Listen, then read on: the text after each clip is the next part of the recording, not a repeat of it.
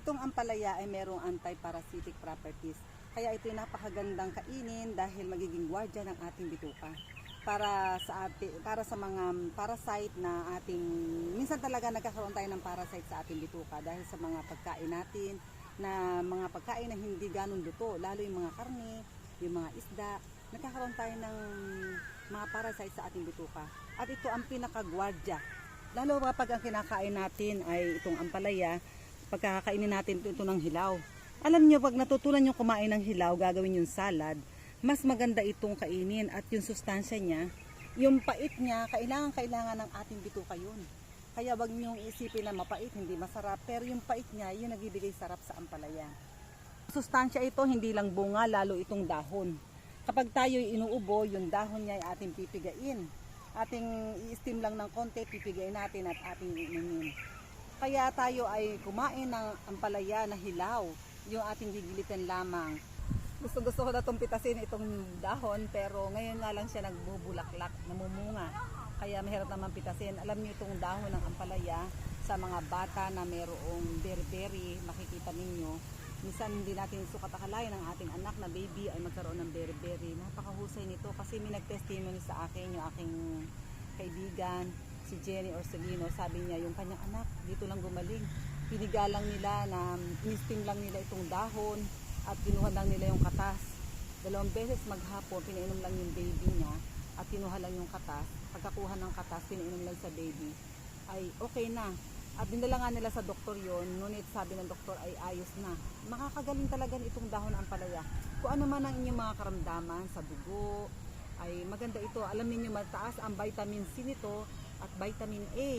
Kaya sa mga medyo lumalabo din ng mata, sa mga may edad na, maganda lagi tayo maglagay ng dahon ng ampalaya. Palalaguin nga pala namin ang dahon ng ampalaya na bago namin tanim sapagkat kami ay nagdadry nito upang kayo makabili sa aming Shopee. Alam natin na ito yung makakalunas sa ating mataas na sugar, diabetes, yung mahina ang ating dugo. Pero mas maganda talaga to sa mga alam natin na mga may diabetes, ay maganda itong dahon ng ampalaya. Meron po kami nitong tea sa aming Ahaba Herbal Store sa Shopee at sa Lazada. At kayo po ay aming nanyayahan na bisitahin ninyo ang aming store sa Shopee. Sariwan-sariwa talaga itong aming dahon ng ampalaya, fresh na fresh. Kahit po tag-araw ngayon dito sa Laguna, napakaganda ng ampalaya itong dahon. Ito po ang ginagawa namin tea, wala pong itong spray. At talagang sariwan-sariwa ang aming dahon ng ampalaya tea ang aming gagawin.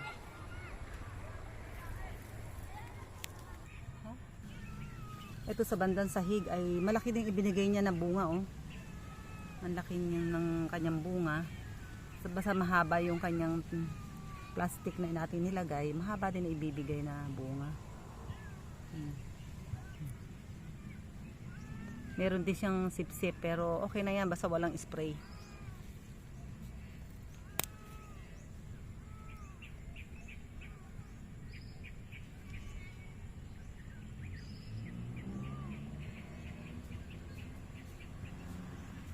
Wala tayong yan. Ako, kasarapan isang ulam na itong isa. At itong isa naman ay ating pwedeng kagat-kagatin na lang yan. Masarap din sa mga gulay, sa munggo, alam natin, sa mais. Ang sarap-sarap talaga na isasahog natin ang ating ampalaya. Kahit ito'y mapait ay ating naimimis ang lasa ng ampalaya. Kaya marami pong salamat sa patuloy na pagsubaybay sa mga ka-natural ni Pastor dito.